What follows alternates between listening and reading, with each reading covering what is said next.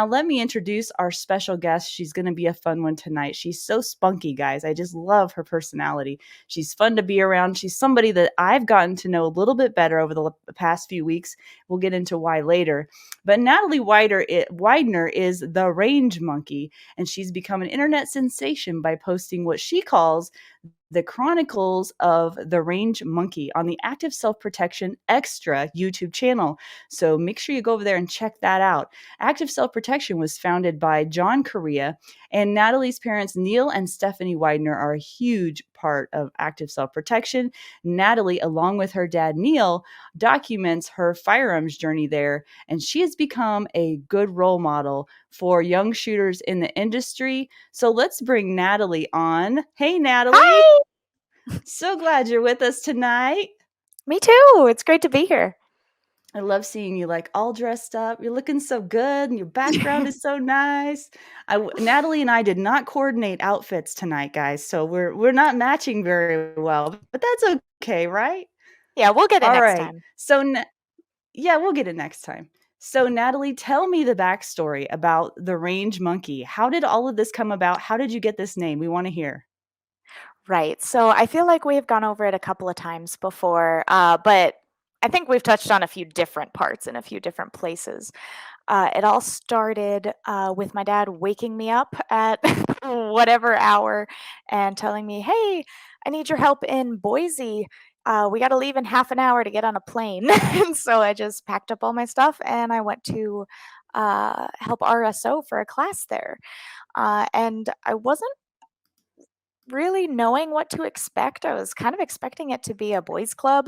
There Mm-hmm. were a few like cops or retired. There was some retired cops there too. I think there was mostly just regular folks, but I don't know. Everybody was pretty intimidating to me as I think I was 16 or 18. So I got there and I wasn't really knowing what to expect, but I was met with a lot of support and encouragement, and everybody was just very encouraging to my character growth and really wanting me to succeed as much as they were wanting to succeed. And I thought it was crazy how inclusive it was. So I really liked it. And then I got back to South Dakota, and a few months later, Dad asked if I'd want to come and help him RSO for a class in Sioux Falls. And I decided, yeah, why not?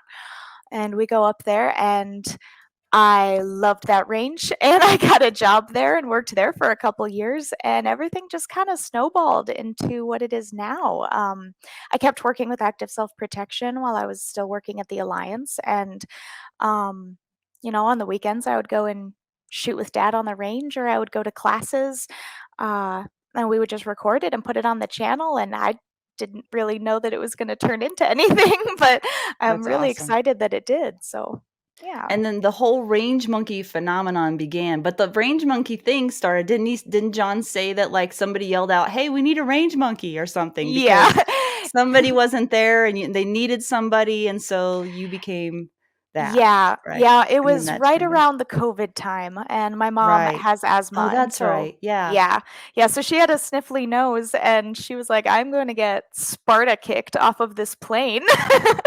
And so she decided, better not go. So John was Yeah. telling Neil, he was like, "Hey, we need somebody to go pace targets. We need somebody to answer questions, make sure nobody's pointing guns where they're not supposed to. We just need a range Right. monkey to go fill mags." Yeah. I think And that's Dad was cool how like, that came about. yeah, yeah. Dad was like, "Let me go see what Natalie's doing." That's awesome. So you just Yeah. never know what's gonna happen. So then, okay, so you worked for the range, but then didn't you say too that you worked in security for a while? Yeah, that was at the range. I didn't think that that would ever be a part of my journey. I was so excited when I did, though. I've always been a little bit of a tomboy, Mhm. so I was just so excited that I got to wear my security shirt and my walkie-talkie with the curly wire that goes up to my ear. That was the best part. And then, of course, concealed carrying, pepper spray, stuff like that. And it was interesting having to convince people that I was security. They didn't um, believe you? They didn't believe me. I looked like I was there for take your daughter to work day whenever I was walking with any of the boys.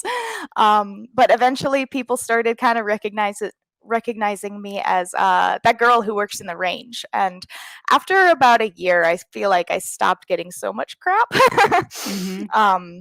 Yeah, so the security was really fun. I got to do security for some concerts, for some like political events, and it was pretty cool. Got to do some cool stuff.